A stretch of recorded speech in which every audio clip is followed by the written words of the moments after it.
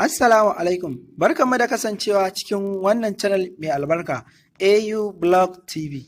Idan wannan ne farkon shigowarka, muna so ka danna mana alamar subscribe da alamar kararrawa domin samun sababbin shirye-shiryenmu da zarar mun dora. Yau insha Allahu za mu nuna yadda za ka yi voters card a wayarka, ma'ana yadda za ka yi katin zaɓe a cikin wayarka. Da farko dai ka duba description ɗin bidiyon nan, na ajiye link ɗin a ciki. Kana dannawa zai kai ka zuwa browser ɗin da kake amfani da shi a wayarka. Zai kai ka wannan feji kamar haka. Zai kai ka wannan feji kamar haka. Gashi nan yana buɗewa. Bayan ya buɗe sai ka yi ƙasa kamar haka. Kai ƙasa kamar haka, gashi nan yi voter registration, gashi nan sai ka taɓa nan inda aka rubuta start registration, kana taɓawa zai buɗe. Yauwa gashi nan kamar haka, sai ka yi ƙasa, sai ka yi ƙasa, sai ka ƙara yin ƙasa. Gashi nan new portal user, create a portal account to continue. Nan inda aka sa first name shine za ka sa sunanka, sannan last name sai ka sa sunan mahaifinka, sai ka zo nan phone number sai ka sa number wayanka. Nan kuma da aka rubuta email sai ka rubuta email ɗinka, sannan confirm email ɗin nan sai ka ƙara maimaita shi email ɗin, sannan sai ka sa password ɗin da kake son yin amfani da shi.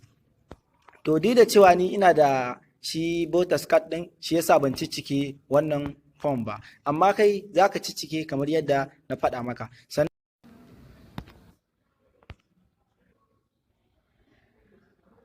Yauwa bayan ka sa password din naka sai kuma ka zo ka taba wajen nan I am not robot, inda aka yi good din nan za ka taba. Kana tabawa sai ka zo ka taba continue, za a kai ka pejin da za ka karasa yin wannan kati na zaɓe.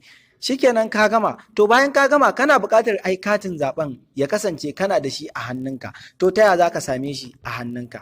Bara mu nuna muku yadda bayan ka yi shi sannan za ka same shi a hannunka.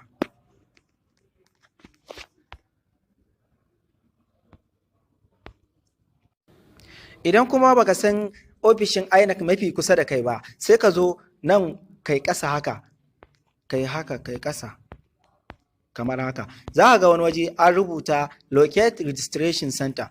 Can ƙasa za ka ga wani koren rubutu gashi nan find registration center. Kana taɓawa zai buɗe, sai ka sa local government ɗinka da state ɗinka. A nan ne za ka zaɓi state ɗin da kake, inda aka sa select state. A nan za ka zaɓi state ɗinka.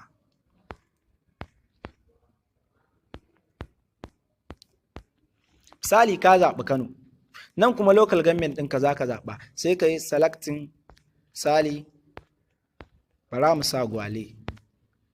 Bayan ka yi select sai ka sa search, sai ka taɓa search ɗin nan, kana taɓawa zai kai ka ofishin INEC mafi kusa da kai.